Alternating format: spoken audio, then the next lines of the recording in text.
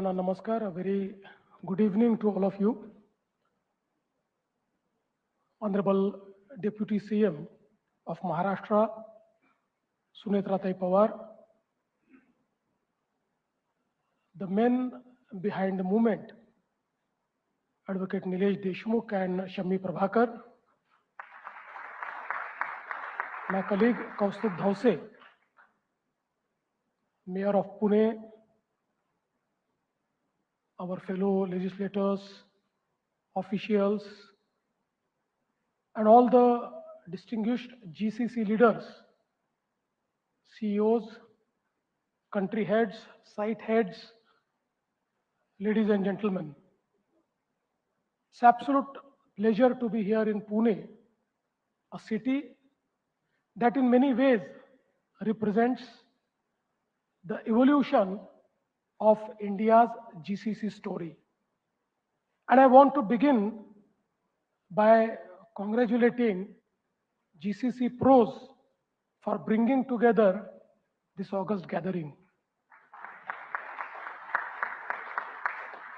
I must say that this room is full of the people who really take decisions.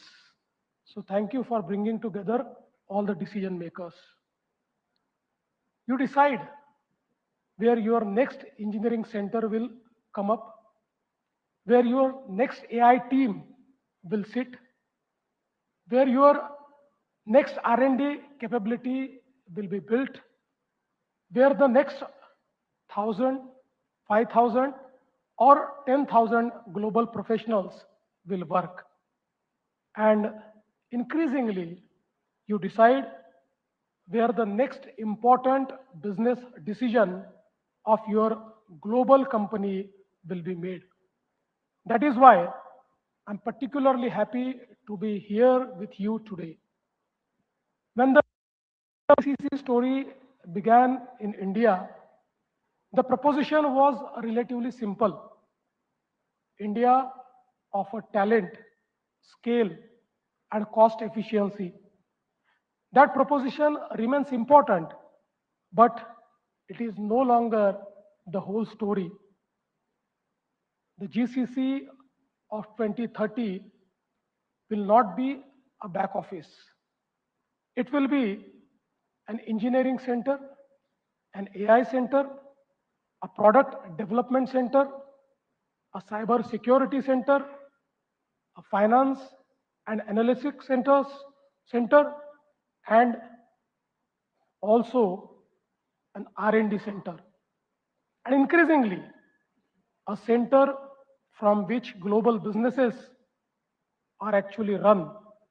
That is a fundamental change which we see, and Maharashtra wants to be at the center of this change. Maharashtra has a somewhat unusual advantage. We don't have to create a GCC ecosystem from the scratch. In fact, we are sitting in Pune and all of us know that it already exists. Mumbai gives you India's deepest financial and business ecosystem. Pune gives you engineering, automotive, manufacturing, technology, and extraordinary talent base. I must share a story here. A very celebrated company, US company I won't name, the CEO met me 2-3 days back. And while we were talking about their proposed GCC at Pune, he told me why he chose Pune. He said, I've also seen the human resource in UK. And then I visited a few institutes in Pune and I found the human resource from Pune more talented, more hardworking, and more focused. And that's why I've decided that I'll put up my GCC in Pune. Of course, Navi Mumbai is becoming an entirely new business and infrastructure node. And beyond these three, we have Nashik, Nagpur, and Chhatrapati Sambhajinagar, each with a potential to become specialized center of global capability. So our proposition is come to Maharashtra because not only we have one good city, but come to Maharashtra because we have an ecosystem of cities, talent, and capabilities. Pune itself has demonstrated the strength of that proposition. In 2025, it became India's second largest GCC office market, with GCC leasing more than doubling over the previous year. And I'm sure at the end of 2026, Pune will lead the country in GCC ecosystem and in the least space for GCC. But let me be very clear about something. We don't want Maharashtra to win GCCs simply because we offer a better subsidy. Subsidies can bring an investment. They cannot sustain any ecosystem. What sustains an ecosystem is talent, infrastructure, ease of doing business, quality of life, research, universities, and connectivity. And above all, trust between the government and the industry. That is the ecosystem which we are trying to build here. We are trying to build trust between industry and government. Our GCC policy is therefore designed around a very simple objective: make Maharashtra the easiest place in India to establish and scale a global capability center. Our target is ambitious: 400 new GCCs, 4 lakh high skilled jobs, and 50,000 crore of investment. That is our target.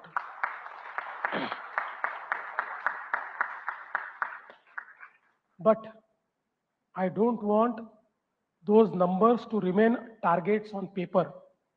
I want every GCC leader in this room to ask us, what will you do differently to make my decision easier? And on that, we have been quite deliberate.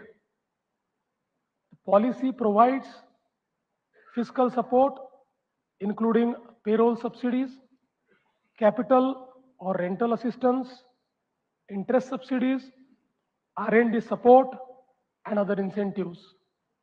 We have also provided non-fiscal support, including industry status, additional FSI, zoning flexibility, priority access to land, digital data repositories, reliable infrastructure, and ability to operate 24 by 7. But again, these are instruments. The real objective is capability. The biggest question I hear from the industry is not, can I find 500 people? It is, can I find the next 5,000 people with the right skills? And that is a very different question. The jobs being created today are changing rapidly. An expert from AI industry once told me a few days back that in next thousand days, the nature of 70% existing jobs is going to change because of AI. And that is why today the jobs being created are changing rapidly. AI engineers, data scientists, cybersecurity specialists, semiconductor engineers, product managers, advanced manufacturing engineers, quantitative finance professionals, life sciences specialists. These are some jobs 2, 3 years, 4 years back, they were almost non existent. And people who combine domain expertise with technology are the most important people. But government cannot solve this alone. Universities cannot solve it alone. Industry cannot solve it alone. We have to build the talent pipeline together. The government, the industry, and the academia, all of us have to come together to really shape the talent pool. And that is why our GCC policy explicitly connects industry, skilling, research, and employment. We want companies in this room to help shape what universities will teach. Tell us what skills you will need 5 years from now, not what you needed 5 years ago. That is how we close the talent gap. And there is one transformation that will affect every GCC represented in this room. As I've already said, that is artificial intelligence. The question is, what does a GCC looks like when AI becomes part of its operating model? Maharashtra wants to be early in answering this question. At Davos this year, we signed an MOU to establish an AI GCC hub in BKC focused on applied agentic AI research and innovation. This is important because we want Maharashtra to help build tomorrow's technology. And that philosophy extends beyond AI. Semiconductors, fintech, cybersecurity, advanced engineering, pharmaceutical R&D, electric mobility, industrial technology. These are precisely the areas where Maharashtra already has deep industry capability. The next generation of GCCs should sit at the intersection of these capabilities. Friends, there is another opportunity that I want to put directly to this room. The next 400 GCCs do not all have to go to Mumbai or Pune. You are welcome in Mumbai and Pune, but in fact, I would say that they should look at the other options as well. Mumbai and Pune will continue to be our principal global hubs, but Maharashtra has a much larger talent geography. Nashik, Nagpur, and Chhatrapati Sambhajinagar, and other emerging urban centers can support specialized GCC functions. Our GCC policy specifically seeks to bring tier 2 and tier 3 cities into GCC ecosystem. Imagine a model here. Mumbai handles global finance and corporate functions. Pune leads engineering and product development. Navi Mumbai becomes a new global business and technology node. Nagpur develops specialized technology and shared services capabilities. Nashik builds engineering and industrial capabilities. And Chhatrapati Sambhajinagar develops advanced manufacturing and automotive capabilities. That is a much more resilient GCC ecosystem. And it is also a much better proposition for Maharashtra.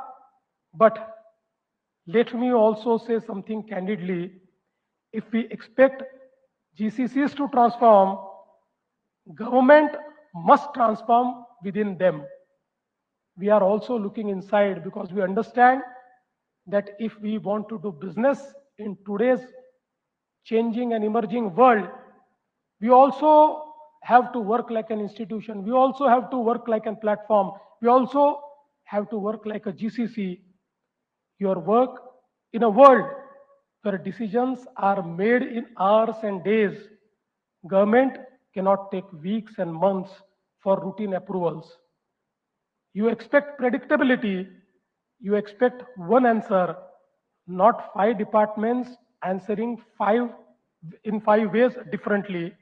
You expect somebody to take ownership when there is a problem. So I want to make one commitment today.